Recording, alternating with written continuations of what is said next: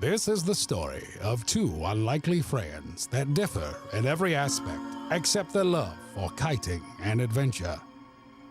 Corey can be described as the regimented, disciplined, obsessive-compulsive, and often stressed one of the pair, while Christian is the fun-loving, reckless buffoon who has little regard for safety or rules. Together, the boys decided to leave the cold Canadian winter behind and head to Maui to score some waves and sunshine. This is not your ordinary trip to Maui, but a lesson in adventure and frugality. The boys ditched the prototypical accommodations to experiment with van life. For the next 2 weeks, the boys will be living in a Uhaul on a shoestring budget. This is the story of the Maui Dirtbags.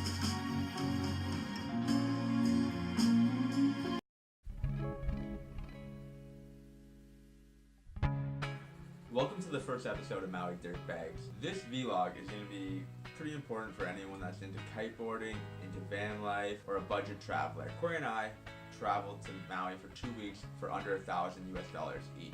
If Maui's not your place you want to be, you could probably duplicate this trip anywhere you want in North America. Why did we decide to live in a U-Haul? 3 reasons. 1, the price is great. You can get a U-Haul for about $20 a day plus mileage. You can't even rent a car from the airport for that much. Now that you have a U-Haul, you can actually sleep in it, so accommodation is free. If you really want to drive a bunch, you can get a flat rate with U-Haul for a weekly price. 2, U-Hauls are incredibly stealth for some reason. People just blindly look past. If you had a camper van and you try to sleep in a residential neighborhood, you're going to get cops knocking on your window because they're going to know that you're sleeping on there. A U-Haul, people just don't bother even thinking about it. 3, Corey and I have always wanted to live in a van. Ever since these van life videos have been popping up on YouTube, it's totally got our attention. I know they're glamorized, but I still think they're onto something. I live outside Toronto, and flying to Maui is actually really affordable. Just type into Google flights and you'll find a ton of flights for around $660 Canadian. At the time of filming, that's about 440 US bucks.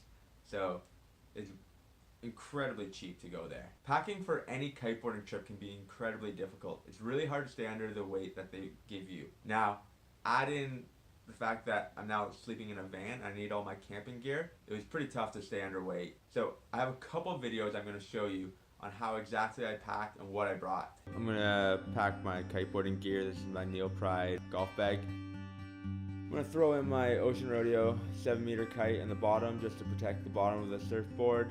I got my harness. I'm just going to toss that in the back. Surfboard by Armored Carbon. It's a custom deck that was made for me.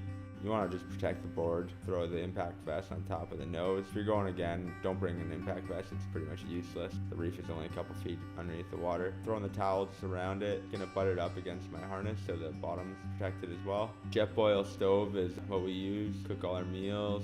Carver skateboard, I take it everywhere. I'm gonna throw the trucks in the carry-on because they're a lot heavier. Ocean Rodeo stick shift bar, I love it for surfing the waves with. Throw my sleeping bag in there as well. Snorkel just because it's a bit big and it doesn't weigh that much, so might as well toss it in a bag. 12-meter razor kite, 9.5 Rome. I put them all in garbage bags just to reduce weight. It's actually handy because there are no plastic bags in Maui. It's all reusable bags. Now it's my carry-on. I got my camping chair, camera gear. I got my skateboard truck, some camping equipment. I got hammock straps, pillows, hammock, surfboard fins, Jetboil stove element, diving mask, camelback. Basically 3 pairs of all my clothes. I got a camera gimbal, sandals, Vibrams, a speaker, and a monopod, and it's all gonna go into one of my kiteboarding bags. So we parked in a free spot in Toronto and then walked to the hotel and used their free shuttle. See, my carry-on's definitely overweight and oversized, but we didn't get charged any extra fees. That's pretty awesome.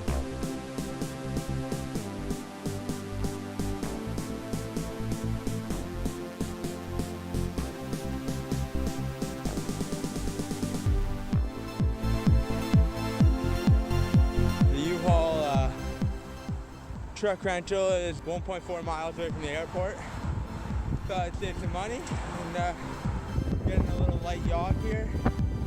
Corey's waiting to get the bags. It's gonna work out. One reason we decided to use Uhaul versus the other rental companies was the fact that they have this 24/7 checkout. So basically you take your phone and you follow a bunch of procedures with them by taking photos of the van, taking photos of your ID, and eventually they'll give you the keys to take the van. One annoying thing though is they'll ask you for 2 references. So make sure you tell the people before you go that to expect a call from Uhaul, because when they called my references, it was like 2 a.m.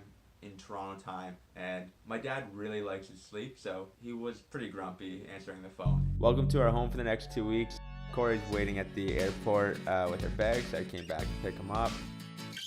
All U-Hauls pretty much look the same wherever you go, so you can duplicate this trip on any adventure you want to do. Only annoying thing is that the cockpit you can't access from the back.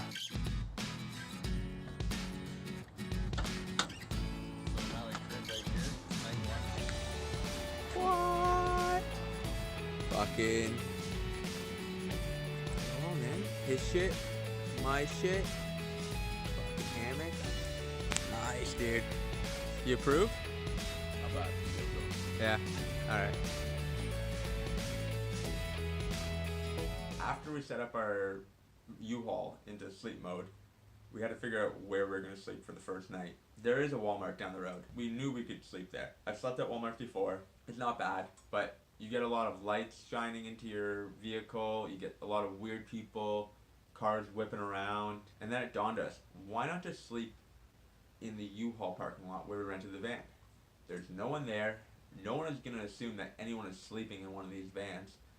It used to be a Kmart, and so they don't have any of the lights on anymore at night. It's attached to the Costco, so there's cheap food and ice for your rum drinks.